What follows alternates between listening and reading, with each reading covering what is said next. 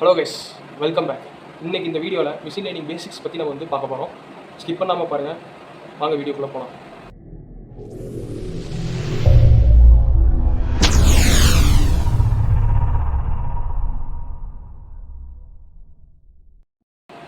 இப்போது நம்ம கம்ப்யூட்டர் கண்டுபிடிக்காத காலத்தில் வரைக்கும் போயிடலாம். அப்போது வந்து என்ன பண்ணிகிட்டு இருந்தாங்க, அப்போ வந்து அவங்களே வேலை செஞ்சு மேனுவலாக ஒர்க் பண்ணி அதோட டைம் டேக் வந்து அதிகமாக இருந்துச்சு. ஸோ இப்போ கம்ப்யூட்டர் கண்டுபிடிச்சதுக்கப்புறம் என்னாச்சு, அந்த வேலை வந்து பாதியாக குறைஞ்சிது, அந்த எக்ஸிக்யூஷன் டைம் வந்து பாதியாக குறைஞ்சிது. ஸோ எல்லாத்துக்கும் ஹெல்ப்ஃபுல்லாக இருந்தது. ஏன்னா கம்ப்யூட்டர் வந்து அவ்வளோ ஸ்பீடாக ஒர்க் பண்ணிச்சு.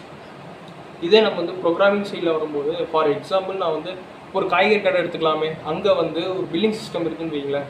இப்போ நான் வந்து ஒரு பொருளை கொண்டு போய் அதில் பார்கோட் ஸ்கேனரை வச்சு ஸ்கேன் பண்ணுறாங்க. ஸ்கேன் பண்ண அமௌண்ட் வந்துடுது. அந்த அமௌண்ட் வந்து நம்ம பே பண்ணிட்டு தான் வரும். என்றைக்காவது நம்ம யோசிச்சிருக்காம எப்படி அது அமௌண்ட் எடுத்து காட்டுது அப்படின்னு. அது யாரோ ஒருத்தர் வந்து அந்த டேட்டாஸ் எல்லாத்தையும் அதில் ஃபீட் பண்ணி அதை கரெக்டான ஒரு ஃபேக்டரில் அனலைஸ் பண்ணி அதுக்கு ஏற்ற மாதிரி எக்ஸிக்யூட் பண்ணி அதுக்கு ரிசல்ட்டை வந்து கொண்டு வந்திருக்காங்க. இது வந்து ஒரு டேட்டா வந்து ஃபீட் பண்ணி எப்படின்னா, இப்போ இந்த பார்கோடு ஸ்கேன் பண்ண உடனே இந்த பார்கோடுக்கு மேட்ச் ஆகிற மாதிரி ஏதாவது ஒரு டேட்டா இருக்கா அதை கொண்டு வந்து நமக்கு வந்து காட்டுது. இதுதான் வந்து அதோட ஒர்க்கிங் மெக்கானிசமே. ஸோ இது வந்து ஒரு கன்வென்ஷனல் ப்ரோக்ராமிங். ஏன்னா நம்மளே ஒரு டேட்டாவை கொடுத்து அதுக்கேற்ற மாதிரி லாஜிக் கொடுத்து எக்ஸிக்யூட் பண்ண சொல்கிறோம். கம்ப்யூட்டரை எக்ஸிக்யூட் பண்ணி அதுக்கு நமக்கு ஏற்ற மாதிரி ரிசல்ட் கொண்டு வந்துடுது இல்லை. இதுதான் கன்வென்ஷனல் ப்ரோக்ராமிங்கிறது. இதே மிஷின் லேர்னிங் ப்ரோக்ராமிங்னா என்ன? சப்போஸ் நான் வந்து டேட்டாவே கொடுக்கல. இப்போ வந்து ஃபார் எக்ஸாம்பிள் இப்போ வியாபாரிக சங்கம்லாம் மேனுவலாக ஒரு விலையை வந்து நிர்ணயிக்கிறாங்கன்னு வைங்களேன். அவங்களாம் நிறைய அனலைஸ் பண்ணி அதுக்கப்புறம் தான் ஒரு பொருளோட விலையை வந்து நிர்ணயிப்பாங்க. ஸோ இந்த வேலையை ஒரு கம்ப்யூட்டர் பார்த்தா எப்படி இருக்கும்? ஒரு கம்ப்யூட்டரே எல்லாமே அனலைஸ் பண்ணி இந்த பொருளுக்கு இந்த டைமில் இதுதான்ப்பா விலையாக இருக்கும் அப்படின்னு சொல்லிச்சுன்னா எப்படி இருக்கும்? ஸோ அதுதான் மிஷின் லேர்னிங். ஓகேவா? இப்போ மிஷின் லேர்னிங்கில் 3 டைப்ஸ் இருக்குது. ஒன்று சூப்பர்வைஸ்டு லேர்னிங், இன்னொன்று அன்சூப்பர்வைஸ்டு லேர்னிங், இன்னொன்று ரெயின்ஃபோர்ஸ்மெண்ட் அப்படின்னு சொல்கிறோம். சூப்பர்வைஸ்டு லேர்னிங்னா என்ன அப்படின்னு சொல்லி பார்த்தோம்னா, ஒரு இமேஜ் கொடுக்குறேன், ஒரு ஆப்பிளோட இமேஜ் கொடுக்குறேன். ஆனால் அதுக்கு வந்து ஆப்பிள்னு ஃபஸ்ட்டு நமக்கு தெரியாது. இமேஜை மட்டும் காமிச்சு நம்மளே ஆன்சர் தரோம். ஒரு இமேஜை காமிச்சிட்டு இது பேர் தான் ஆப்பிள், இந்த இமேஜை காட்டினா நீ ஆப்பிள்னு காமி. இன்னொரு இமேஜை காட்டுறேன், ஆரஞ்சு இமேஜ் காமிச்சேன்னா ஆரஞ்சு இமேஜை காமிச்சா நீ வந்து ஆன்சர் வந்து ஆரஞ்சுன்னு சொல்லு அப்படின்னு சொல்லி நான் வந்து ஒரு ஒரு மாடலில் வந்து ட்ரெயின் பண்ணுறேன். அதுக்கேற்ற மாதிரி நம்ம வந்து ப்ரோக்ராம் பண்ணும்போது அதுக்கேற்ற மாதிரி ஒரு இமேஜை காமிச்சா இது ஆப்பிள், இது ஆரஞ்சு அப்படின்னு சொல்லி நமக்கு காட்டும். இப்போ சூப்பர்வைஸ்டு லேர்னிங்லேயே 2 டைப் இருக்குது. ஒன்று கிளாசிஃபிகேஷன் அல்காரிதம், இன்னொன்று ரெக்ரெஷன் அல்காரிதம் சொல்லி 2 டைப்ஸ் இருக்குது. ஒன்று கிளாசிஃபிகேஷன்லேயே அதுலேயும் 2 டைப். பைனரி கிளாஸ்னால் என்ன, அது வந்து 2 டைப்ஸாக வகைப்படுத்தும். எப்படின்னா, இப்போ ஃபார் எக்ஸாம்பிள் ஒரு மெயில் எடுத்துக்கலாமே. இப்போ மெயிலில் வந்து ஒரு நல்ல மெயிலும் வரும், கெட்ட மெயிலும் வரும். எனக்கு வந்து இது 2த்தையும் தனித்தனியாக பிரித்து கொடு அப்படின்னு சொல்லி கேட்குறேன். ஒரு மெயில் வருது, எனக்கு இந்த மெயிலை வந்து ஒரு நல்ல மெயில் தனியாக, ஸ்பேம்ஸ் மெயில்ஸ் தனியாக எனக்கு வந்து பிரித்து கொடு அப்படின்னு சொல்லி நான் கேட்குறேன். எனக்கு வந்து 2வது பிரித்து கொடு. ஸோ இது பைனரி கிளாஸ் அல்காரிதம். இதே மல்டிபிள் கிளாஸ் அல்காரிதம்னா ஒரு நிறைய இமேஜ் இருக்குது, இதுக்கு எல்லாத்தையும் எனக்கு தனித்தனியாக வந்து பிரித்து கொடு அப்படின்னு நான் கேட்குறேன். ஸோ எனக்கு அந்த மாதிரி தனித்தனியாக பிரித்து எனக்கு வந்து ஆன்சர் கிடைக்கும்.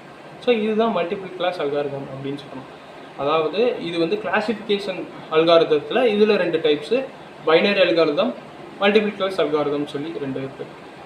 அடுத்து ரிக்ரெஷன் அல்காரிதம்னா என்னன்னு நான் முன்னாடியே சொன்ன மாதிரி ஒரு காய்கறி கடையில் ஒரு டேட்டாவை வந்து ஃபீட் பண்ணி அதுக்கேற்ற மாதிரி ஒரு டேட்டாஸில் அதுக்கேற்ற மாதிரி அந்த ரிசல்ட்டு வந்து 2ஆக மேட்ச் ஆச்சுன்னா நம்ம வந்து கரெக்டாக வந்து நம்ம கன்வென்ஷனல் ப்ரோக்ராமிங் சொல்லியிருப்போம். இதுவே அந்த டேட்டா வந்து அதுவே அனலைஸ் பண்ணுச்சுன்னா அதுக்கேற்ற மாதிரி ஆன்சர் கொடுத்துச்சுன்னா அது வந்து மெஷின் லேர்னிங்னு சொல்லியிருப்போம். அதே கான்செப்ட் தான் இங்கேயும். ஒரு டேட்டா வந்து ஃபீட் பண்ணியிருப்போம், அதுக்கேற்ற மாதிரி அதை அனலைஸ் பண்ணி அந்த ஃபேக்டரை அனலைஸ் பண்ணி ஒரு வேலையை சொல்லுது. இதுதான் ரிக்ரெஷன் அல்காரிதம் அப்படின்னு சொல்லி சொல்கிறோம். ஓகேவா? அடுத்து வந்து அன்சூப்பர்வைஸ்டு அல்காரிதம்னா அன்சூப்பர்வைஸ்டு லேர்னிங்னா என்ன அப்படின்னு சொல்லி பார்க்கலாம். இதுலேயே 2 டைப்ஸ் இருக்குது. Clustering algorithm, anomaly detection algorithm சொல்லி 2 இருக்குது. கிளஸ்டரிங்னா என்ன? கிளஸ்டரிங் ஆல்சோ செப்பரேட் பண்ணுறது தான். இது வந்து ஒரு இமேஜையே தனித்தனியாக பிரித்து இப்படி இருக்குது அப்படி இருக்குன்னு சொல்லி தனித்தனியாக பிரித்து நம்ம காட்டுறது தான் நம்ம வந்து கிளஸ்டரிங் அல்காரிதம் அப்படின்னு சொல்லி சொல்கிறோம். இது வந்து அனாமலி டிடெக்ஷன் அல்காரிதம் சொல்லி ஒன்று இருக்குது. இப்போ வந்து சப்போஸ் ஃபார் எக்ஸாம்பிள் வந்து ஒரு நெட்வொர்க்கிங் தான் நம்ம மானிட்டர் பண்ணுறோன்னு வைங்களேன். இதில் வந்து நான் ஒரு ப்ரோக்ராமிங்க்கு வந்து ஒரு நல்ல டேட்டாஸ் மட்டுமே ஃபீட் பண்ணுறேன், ஆனால் எது கெட்ட டேட்டாஸ் நான் ஃபீட் பண்ணலை. ஸோ நல்ல டேட்டாஸ் மட்டும் நான் ஃபீட் பண்ணும்போது அதுவே வந்து ஒரு கெட்ட டேட்டாஸ் வந்தால் இது ஒரு கெட்ட டேட்டாஸ் சொல்லி ஐடென்டிஃபை பண்ணிடும். ஸோ இதுதான் அனாமலி டிடெக்ஷன் அப்படின்னு சொல்லி சொல்கிறோம். அடுத்து ரெயின்ஃபோர்ஸ்மெண்ட் அப்படின்னா இப்போ வந்து ஃபார் எக்ஸாம்பிள் ஒரு குழந்தை இருக்குன்னு வைங்களேன், ஒரு பக்கத்தில் ஒரு கேண்டில் இருக்குது, நெருப்பு எரிஞ்சிட்டு இருக்கு. அது அந்த குழந்தைக்கு வந்து ஃபஸ்ட்டு வந்து நம்ம அது வந்து நெருப்புன்னு தெரியாது. அது போய் கை தொட்ட உடனே சுட ஆரம்பிச்சிடும். அதுக்கப்புறம் அது பக்கத்தில் போகணும்னா போகாது. ஏன்னா அது மிஸ்டேக்ஸ் வந்து கற்றுக்குது. ஸோ அதே மாதிரி இந்த ரெயின்ஃபோர்ஸ்மெண்ட் கான்செப்டும் ஒரு மிஸ்டேக்ஸ்ல இருந்து கற்றுக்கு. இப்போ ஒரு இமேஜை காமிச்சிட்டு அதுக்கேற்ற மாதிரி ஒரு ஆன்சர் அது இல்லை அப்படின்னா அதுக்கேற்ற மாதிரி பழகி நம்ம கொடுத்த இன்புட்டுக்கு ஆன்சருக்கு ஏற்ற மாதிரி அது வந்து பழகிக்கும். அவ்வளோதான். அடுத்து வந்து கம்பெனிஸில் எப்படி மெஷின் லேர்னிங் யூஸ் பண்ணுறாங்க அப்படின்னு சொல்லி பார்க்கலாம். இப்போ கம்பெனிஸில் எப்படி யூஸ் பண்ணுறாங்க, கூகுள், அமேசான், IBM, அப்புறம் இந்த மாதிரி நிறைய கம்பெனிஸில் டெம்ப்ளேட்ஸ் யூஸ் பண்ணுவாங்க.